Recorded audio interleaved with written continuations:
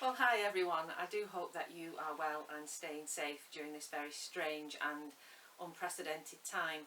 I'm sure lockdown for a lot of you means that you have a lot of time on your hands at the moment, and I'm sure that's quite difficult, particularly if you're not able to see family and friends in the way that you used to. I think one of the things that lockdown does offer us, though, is an opportunity to have more time to think and to pray and also to reflect.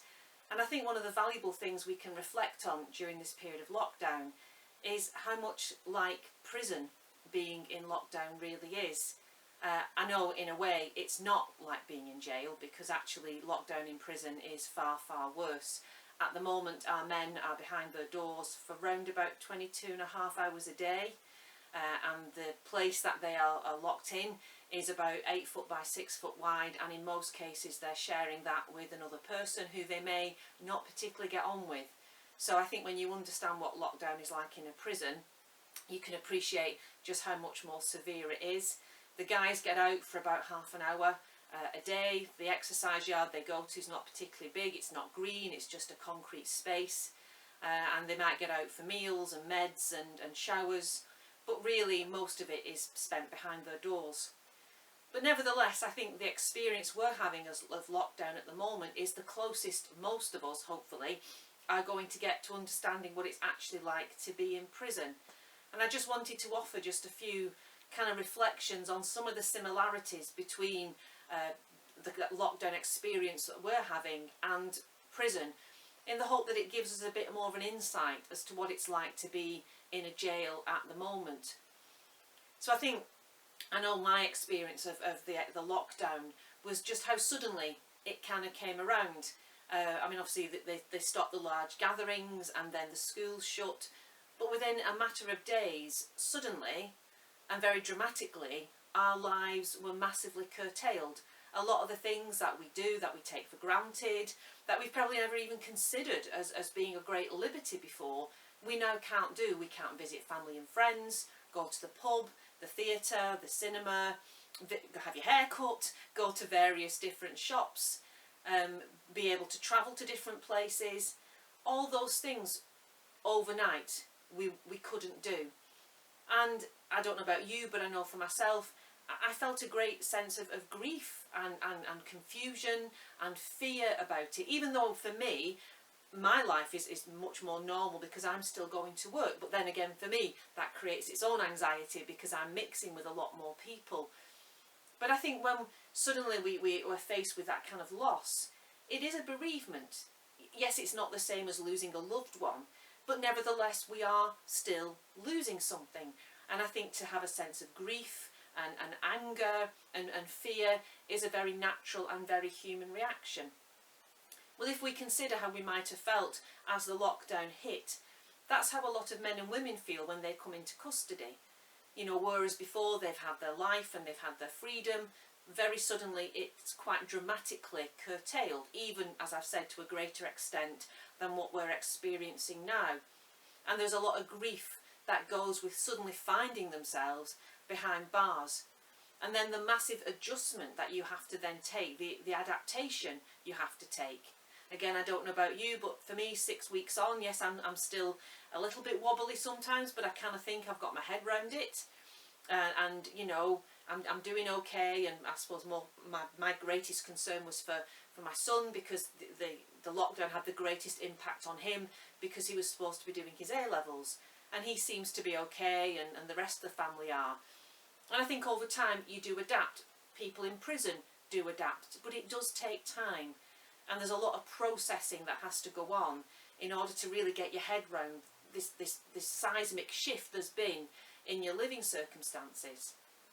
I guess the other thing as well is that these changes have been imposed by our government. So even though we understand the rationale, and I know we're all on board with stay home and save lives and protect the NHS, but still that's an organisation outside of really most of our direct experience that's suddenly telling us what we can and can't do. And most of us will have never had that experience before of being told you have to stay in, you can only go out for an hour.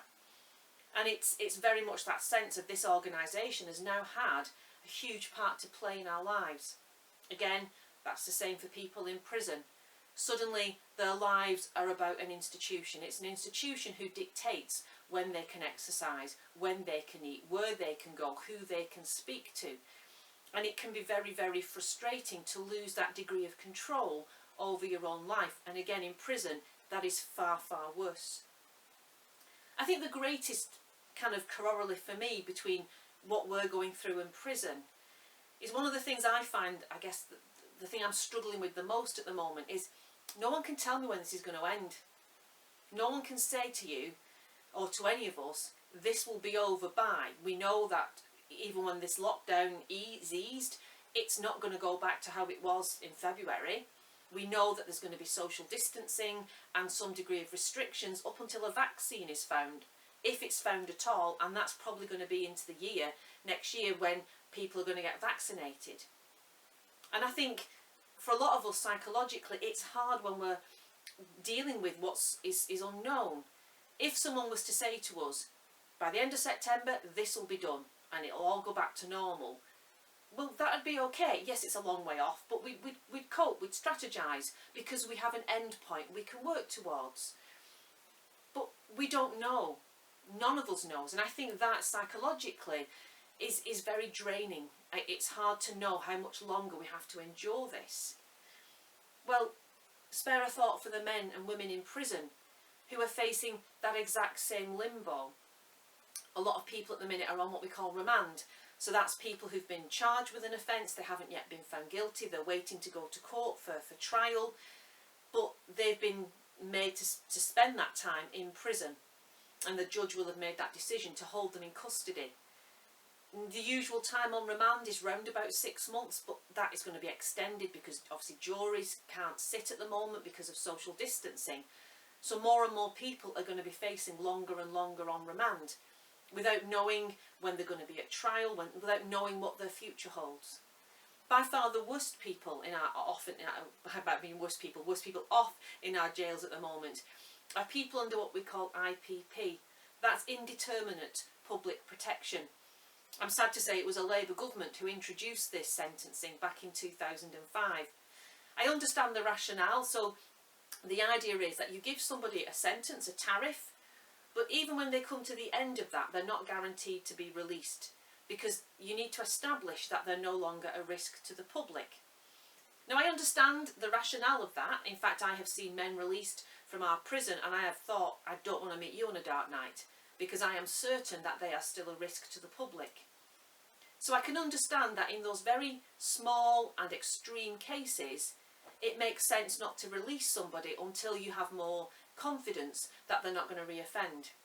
However, the reality was the IPP got applied to thousands and thousands of people, men who were given tariffs of a couple of years, so really could not have committed that serious an offence, and yet they were given IPP. There are men in our jails who should have only been there a couple of years and are now into the 12th, 13th, 14th year of their prison sentence, and they do not have an end point. They don't have a release date.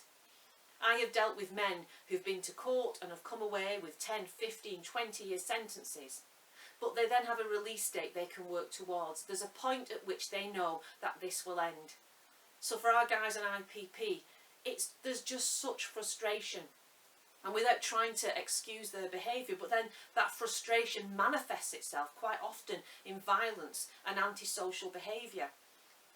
And whilst that's not great, there's part of me gets when you feel that your life has been taken over by the institution and there's no end point.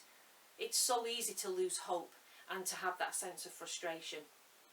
So I think where we feel a sense of not knowing when this is ending, please do bear that in mind for guys who are facing years behind bars. Even though IPP has been abolished, those who are convicted under it still have to serve it out.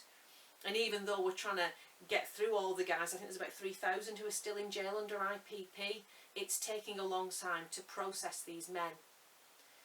So I hope this just gives you some few ideas of what it's like to kind of mirror what we're going through here and what it's like in prison. I'm sure you already are doing, but I would encourage you to continue to pray for our prisons. Things are always challenging in jails. They're even more challenging at the moment with the lockdown and again all the uncertainty. Do pray for the men and women in custody, particularly because at the moment they're not able to have visits, so they're not able to see their families even though they're getting more phone credit, but they're frightened for their families. They're seeing things on the news. They've not a lot else to think about, so they tend to catastrophise and worry a great deal about their loved ones. Again, they're behind the doors an awful lot, which is not great for their mental health.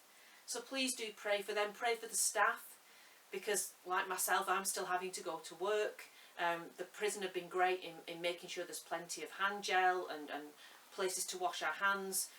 But again, there's still the anxiety. Staff are going off with COVID-19, and sadly last week one of our members of staff died from COVID-19. So that really does bring home the risk that staff are exposed to. Please pray for our management team and the decisions that they make in just trying to keep the jail on an even keel at the moment. And pray for the families of the men and women inside jail as well, because again, this is a time when you want to be with the people you love and you can't be. So please do continue to pray for us and hold us before God. Thank you.